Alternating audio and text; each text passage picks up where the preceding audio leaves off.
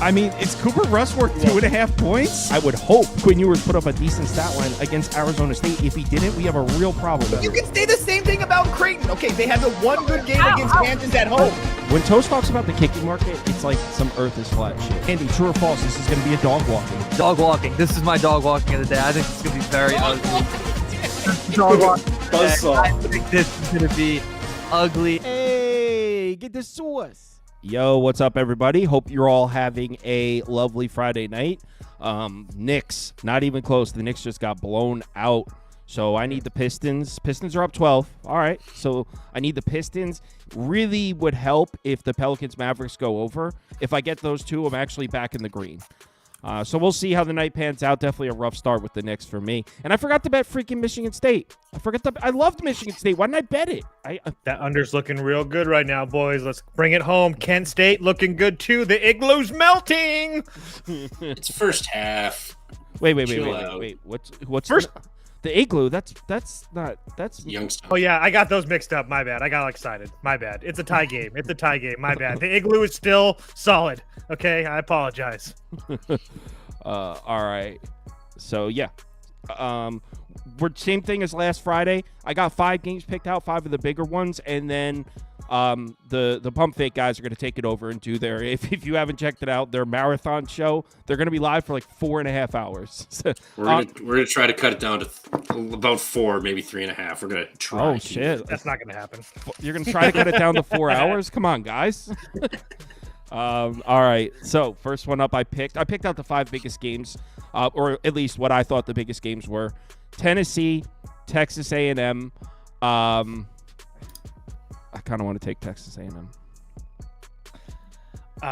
Yeah, I don't know about you, Trevor. I've already bet Texas A&M. I thought we talked. I can't remember what you said, but I did. Yeah, I've already taken Texas A&M personally. I took them on the money line at plus 105. Holy shit! I didn't realize they were minus 125 now.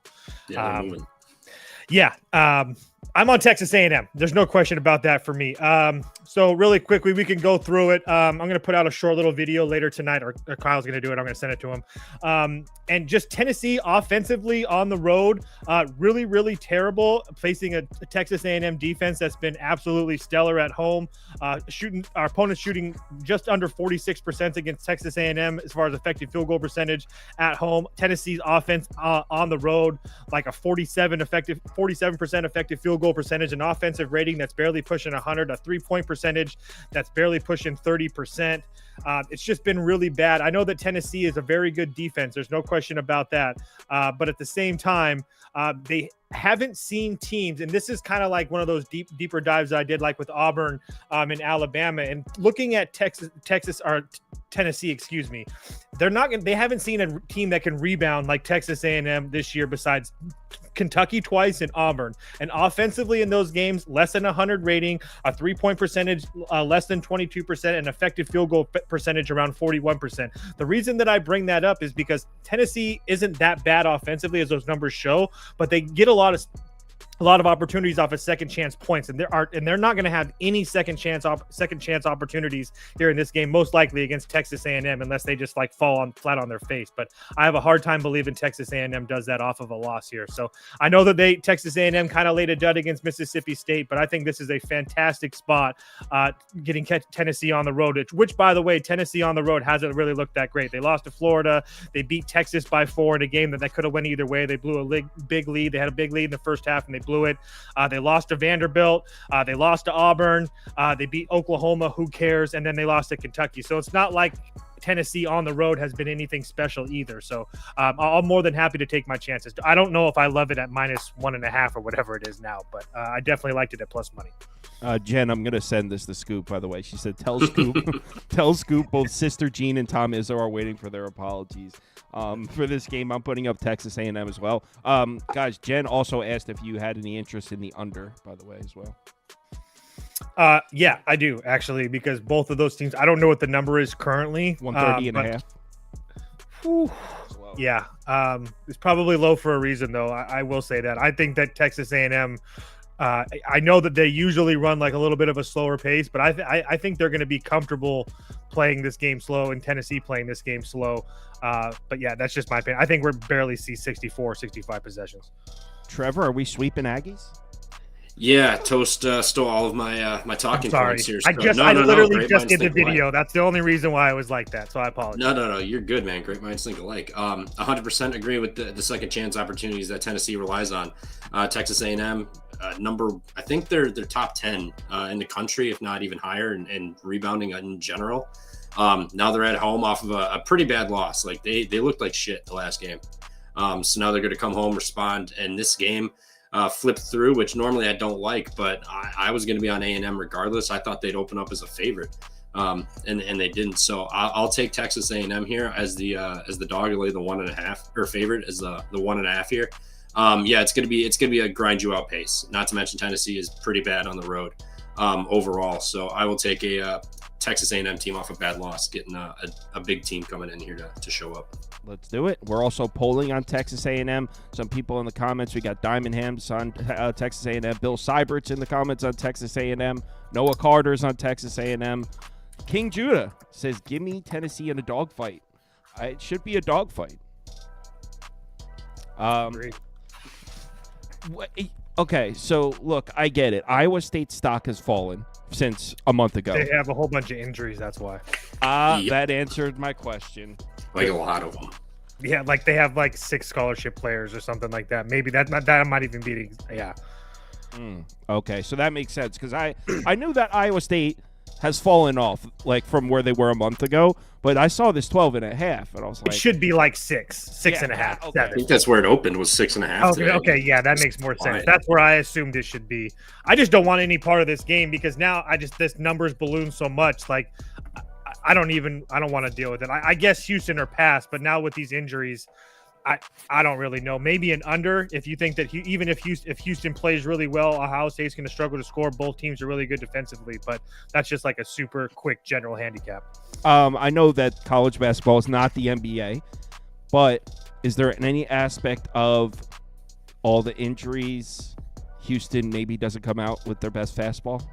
Because that happens in the NBA where Steph Curry and Draymond Green are ruled out. All of a sudden, the Celtics are laying 15. They have already start looking past the game.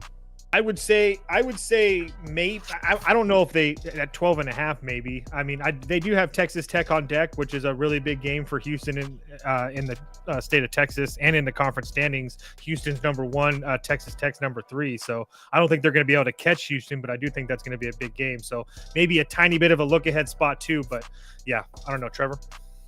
Yeah.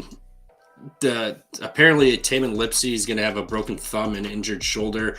Momcilovic broke his non-shooting hand. Kashan injured his leg, and then Curtis Jones has the flu. So those are 4 gigantic pieces on that team. If they're going to be hobbled or injured at all, like I think this could get ugly. Let alone if they even play or not. So this number's ballooned a ton. Houston struggled to cover these bigger spreads here. So like 6.5, 7.5, where if I could have got it, I would have grabbed that, but it had ballooned to like 10.5 real fast. So I think I'm going to pivot over to a first half under. Houston at home absolutely clamps on defense here. And then if these guys are injured or just don't play, they're going to struggle to figure out offensively what they're going to get I like that. get working out. So first half under for Iowa State for me in this one. Team total under. Sorry, not the game Iowa under. State. Yeah, my first bad. half. Okay. All right. So Yeah, Either I like. I'm the sure first either half. way is probably fine. Yeah, but I was gonna say if obviously. one hits, the other one probably hits as well. Yeah. So Iowa State first half team total under. I like that. Trevor. Touche. Trevor, are you a first 5 team total guy? Hey, I don't want to put all my cards out here, but I do like a little first 5 team total action. I that prop beaver and toast are about that life. I am not a first 5 team total guy. Well, MLB, it's a lot easier to isolate pitchers and shit like that, and if you don't want to deal with the bullpen. But yeah, first 5 and team totals, I love those ones. I don't mind betting first 5s, but the first 5 team total, it's like relax. So yeah, The Blue Jays used to be automatic with that shit. First 5 team total under. I don't want to get Over. They used to be overs. Kentucky. Started last year. You don't lay a big number to Kentucky. You just don't do it. Lamont Butler and Jackson Robinson are officially out. I don't even know.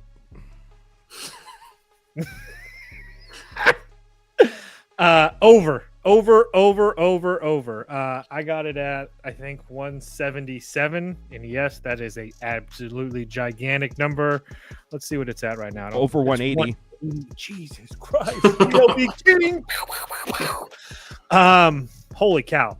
I just think that you see a ton of points here. I honestly believe that Alabama scores 100. That's kind of where my handicap started. I talked about it in their game against Missouri, where again they scored 98. Alabama off a loss has been fantastic. Again, 100 against Illinois, 94 against North Carolina, 102 at Kentucky, and then off a loss at Auburn. They scored 98 on the road at Missouri. Obviously, they lost that game. So you can essentially pencil in Alabama for 100 off a loss. This Kentucky team kind of shot the lights out their last game against Vandy. I don't expect a lights out performance, but if they can give me 70, 75 points, I think this game flies over. And not to mention the fact that Kentucky on the road this year in SEC games as a whole, shooting close to 40% from behind the line, 56% effective field goal percentage, almost a 113 offensive rating. Alabama at home this year, shooting 42% from deep, 60.36% effective field goal percentage, and offensive rating at like 128.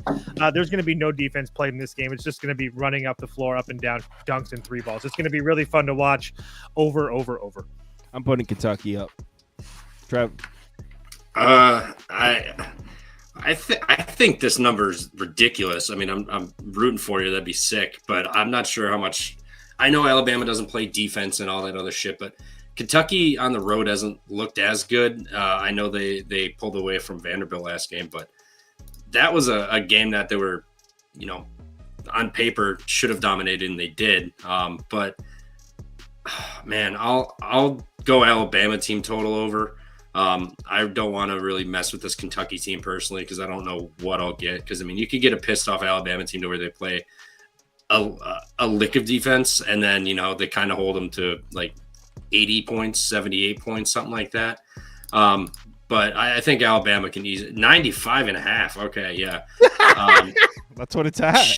No, I was just gonna pull up. I told you, dude. They're putting up 100 tomorrow. I knew it would be like 93, somewhere around there. So I'll still take it. I don't know if I'll bet this, but Alabama, I agree with Toast. They probably score 100 in this. I mean, there's gonna be so many possessions and up and down and pace and all that other shit. So I'll take the over 95.5. Alabama comes out flat because of the injuries to Kentucky. Kentucky's is loaded with talent. They're going to score in this weak-ass defense. Should be laying a big number to Kentucky up. Alabama's not coming off flat off our back-to-back losses. No chance in hell. Get your hard hats out, boys. This number was 7.5. So, I mean, once Butler and Jackson got announced out, I'm sure that's exactly when it... Which just blows my mind because they didn't play last game. So it's not like it's not like we had this report that they were going to be back for the Alabama game. Like, it doesn't even make sense. Miami of Ohio just taught... Do you guys see that? Miami of Ohio just tied the game. God damn it. But hold on. And then Kent State just came down and they called a foul with 2 seconds left. Oh, my God. That's clean. That's going to get overturned. That's a block. They just, if that foul stands. They don't do that reverse penalties in college. Oh, my God. It's a clean block. Wow. They just gave Kent State the game. Thank you. Oh, no. They called it a clean block. Who are you right now? Figure it out. You're killing me. Oh, blocked the shot. I thought you were calling like a blocking foul. No, they blocked the shot. It's going to overtime. Oh, no. Well, I just lost that. What do you mean? You have Kent State. Well, dude. Miami's got all of the momentum now. They were dead and out of this game. Dude, yeah. Oh, I didn't know that. This is absolute horseshit. Why is Duke laying 9.5? Illinois is pretty good. Let me guess. Like Illinois is not good. Yes, they are. They're not. Oh my God! Really? You guys are. I didn't say that. Illinois. I did not say that. That's Mr. Bucky. That's Mr. Bucky Ball talking his bullshit. Hold on. I did not say that. They were just laying 7 points to Sparty. How can they not be good? Oh, that was a clear. Okay, the market doesn't even know what to do with them. Clearly, okay, it's disrespecting them. Okay, they also lost to 21 at Bucky. The Lions just don't know what to do with them. Books don't. Okay, so let's just pretend that Illinois is quote unquote average or bad, right? Let's just pretend that. Let's just play. Okay, when's the last time Duke played an average team? I'll wait. Fair point. I'll give you that. Clemson, which they lost. Oh my God, dude! Illinois Hate to winning see this it. game. Hate to see it. Oh, where's this game being played at? I put Duke. Yeah, where is this game being played at? The Garden.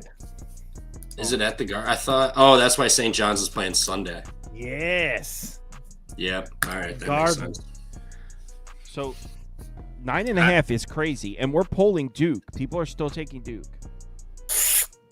Illinois up, boys. I don't know what you guys are doing betting Duke. They haven't been tested like this in freaking months. And you can say whatever you want about Illinois, but Illinois played a top 5 schedule in the country. They've not had everything that they've done from start to finish so far this year. They've been tested, including playing Alabama, the 4th game of the year. They've played Arkansas, Northwestern. Obviously, those games are conference games earlier in the year. They played Missouri. Again, this team has been constantly tested. Yes. Have they dealt with some injuries? Have they dealt with some sickness issues? Absolutely. But coming off of 2 bad losses against a Duke team that, again, I'm not debating that Duke is good. Duke is a very good basketball team. I'm just saying that they haven't been tested in months. The one time, like Trevor did say, that they were tested, they lost that game by 6 to Clemson on the road. This game's at a neutral in Madison Square Garden. I just have a hard time believing Duke wins this game by double digits. So I'll be more than happy. I'm just going to continue to wait because I assume everybody's going to continue to bet Duke. So I'm hoping to get over 10 with Illinois, but regardless, I will be on Illinois. Why does everyone think Illinois sucks? They're a good team. I don't think that. Maybe there's a bit of bias. How many teams in the Big Ten are better than Illinois? Ooh, that's a good question. Michigan State, Michigan. Okay, but all right, Purdue. let me stop you right there. So, okay, we're definitively saying Michigan State is better than Illinois because they were laying By far, 7. They were laying. Illinois is falling off a little bit here, man. Dude, Okay, I have a question. Hold on, Is hold on. Illinois better than Maryland? Hold on. Illinois was just laying 7 points to Michigan State. So literally a week ago, Illinois was 7 points better than Michigan State according to the market. So Michigan State beat them. Obviously, college basketball it's not the NBA. You can move in power rankings pretty dramatically. But we're going to say definitively that Michigan State's better than Illinois now. They were just laying 7. I don't know how many teams are better than Illinois in the Big Ten. Well, prior to that, Illinois or Michigan State lost the 2 West Coast trip on the first West Coast, and then IU upset them at home, going for Izzo's win. So I mean, they had 3 of their last 4, but 2 of them I'll let slide because it was their first West Coast trip. But the Indiana one was a bad loss. But I think Illinois is really like kind of fallen off. Like they haven't looked good for a minute. Their wins are UCLA, which is okay, I'll give them that one. But Minnesota, Ohio State, Northwestern, Penn State. They beat Indiana when Indiana was really in an absolute free fall. But to Toe's point, Duke hasn't played like anybody. Like the ACC, if they did an ACC and like WCC challenge, I think it would be 50-50 almost. Like the ACC is not a good conference this year. And I agree to his point that they haven't been tested. So I think I'm with him. I'll let Illinois get bet up here and take a fat number because if there's ever a game Illinois got to get up for, it's going to be this one because if they somehow pull this off and get a win here, that'll do miracles for their resume right now. That's kind of free falling. They're still get into the tournament more than likely, but having a Duke win is definitely going to solidify them in there, and that'll just build up the confidence. So I think we get Illinois' best punch tomorrow, and I think this is probably like a 2-possession game or something like that at best. I don't hate the under either. MSG, new sight lines, college kids. Yeah, first half under. Jen M is in the comments, and she says, Illinois is a mess. Illness, Jen. Illness passes. You're not ill for weeks, or is that new, the illness? No, it should pass soon. Injuries, 8 different starting lineups. Full team hasn't practiced in 2 months. Drama about minutes. I didn't know the minute drama, but I know they haven't been healthy. Jen's on it, man. Well, she's an Illinois gal. Oh, that's right. I just want to say 2 other things really quickly in favor of Illinois. One, Trevor kind of glossed over the Minnesota win. Again, it's not really that great, but at the same time, keep in mind Minnesota has been a really hot team, especially in Big Ten. Their only losses are to Michigan State, that Illinois team, and then they had a weird loss against Washington over the last month and a half or so. So they've been playing really good. And UCLA was playing really good for a while too, so that was a really solid win for them as well. And then the other thing I wanted to point out is Duke is one of those teams it's the biggest team in the country, so they always have height advantage on everybody. Illinois is another one of those teams that can actually match up with Duke as far as height across the board. So it's not going to be as easy pickings for Duke offensively, I don't think, as they're used to seeing, especially in ACC play. So yeah, I like Illinois. Yeah, Kaspachonis and Flag will be a good matchup. That'll be fun to watch for sure. Forecast because says, he's going to put Knipple in a blender. Forecast says, sorry guys, but when you all agree on something, I have to fade. I think we're like 10-2 in the last 12 times. I was going to say, yeah. I think we had Michigan State. Yeah, we a bunch of them. There was one stream we did where we went 6 for 6 on the ones we all agree. Beautiful. St. Mary's, Gonzaga. This number's ballooned. No way Gonzaga loses back-to-back games and at home in the Kettle. You don't lay 6 points to a well-coached defensive team like St. Mary's. I don't know how you lay 6 here. I don't know how that's even possible. You said I got bet up, Toast? What did it open? 4.5. Okay. Yeah, I'll let it keep climbing. I'm going to be on St. Mary's. I think I win it outright. Okay, now we're just talking. Go ahead. Spit your spit. Well, okay. Well, I mean, Gonzaga has dropped home games this year. Everyone's expecting a bounce-back game. No chance they lose multiple games at home this year. Or they lost one. I know. Okay. Game. Well, that's more than most years. Yeah, more than the last 5 years combined. Yeah, exactly. And it was touche. It was Santa Clara, which Santa Clara is a good team, but they're not as good as St. Mary's in my opinion. They've had some home scares this year, if I remember correctly. But regardless, even if they didn't, St. Mary's, they have Gonzaga's number. I think they've just played them really well the last 2-3. They've played Gonzaga tough the last 2-3 years.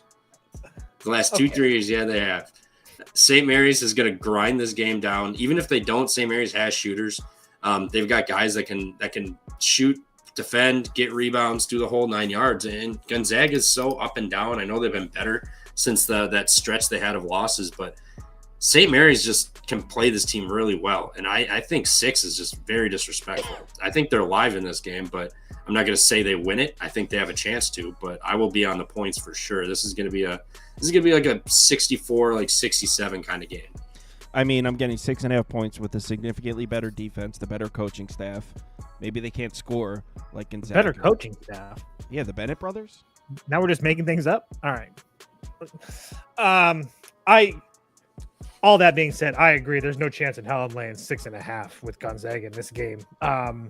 Yeah, I just don't trust them laying numbers. I think they've been playing much better. But at the same time, to Trevor's point, every time that they play St. Mary's, it's just an absolute battle. Dude, so the Kent State just made a crazy. Dude got his own rebound. Like if they were down 3, he missed a layup, and Miami was about to get the ball up 3 with a minute left. He got his own rebound, got an and 1. Miami just scored to go up 91-88 on my screen. Well, he's about to watch this and 1 you're about to see. Watch this and 1 Dude, Trevor lives in a foreign country. He's like always 40 seconds behind my shit. Dude, I'm using the CBS Sports app. I'm not even like streaming this either. What the hell? That is streaming. Well, I mean, illegally streaming. Oh, you mean like you're not on meth streams? No, I don't use meth streams, but I have other. Toast talks shit about our St. Mary's take, only to be like, "Yeah, I'm not laying." No, I talk shit about the wordings that you guys were using, like better coaching staff. Like, okay, no. But I mean, it's up for discussion. It is up for discussion. It's not. It's not. It's not. It's not up for discussion. Give the Bennetts Gonzaga's talent. They have a couple natties. Well, then they should probably learn to recruit somewhere besides Australia then, and maybe they should open up their horizons and they'd be okay. I don't see the Reggie Bennett brothers going and getting guys like Jalen Suggs out of Minnesota and Chet Holmgren out of Minnesota, stuff like that. I could keep going, but if he doesn't need to. He just goes over. He doesn't need to because he's never going to be good as Gonzaga. That's the whole point. All right, lay it. You should lay it then. So I'm just telling Gonzaga will win this game. They will get right, but it's going to be an absolute war, and there's no chance in hell I'm laying 6.5 with Gonzaga. So I would play over or pass if I had to make a decision right here on the show. Over or pass, he said. Yeah, 6.5 is just ballooning. There's so way too many. It is 10:25. What time are you guys kicking it off, Trev? Probably in about 10, 15 minutes. Huff's getting back from shit, and Elliot's still flying in, so he'll join later. But me and Huff will get going. All right, cool. Start it out. So we'll I'll be in the comments there. I'm gonna be looking for bets, and I'll have their show on. So I'll be in the comments over there. They're about to go for about 4 hours and go through every single game on the board, find some bets. Yeah, I'll put the link there for those. I was gonna say, did you drop the link? I'll do it now for those of you that want to join up and hang out with the group tonight. That's where they'll be. So I like that you used the Gonzaga game as your intro too. I love that. I didn't put Gonzaga on my thumbnail. Oh yeah, you no, did. and the intro when you watch your show. Oh, well, yeah, it's an iconic call, and everybody knows that. Of course it is. The slipper always. You know, fits. I got to change it. All right, I'm gonna fire up Premiere Pro. You got to put Shabazz Napier in there. Shabazz. I haven't heard that name in a minute. Shabazz. So What a name. the three of us will be back 10 a.m. tomorrow morning Eastern. I got 31 games queued up. So if you want to come back tomorrow at 10 a.m., we'll go through them all up till tip. So see you all in the morning, or I'll talk to you in the chat.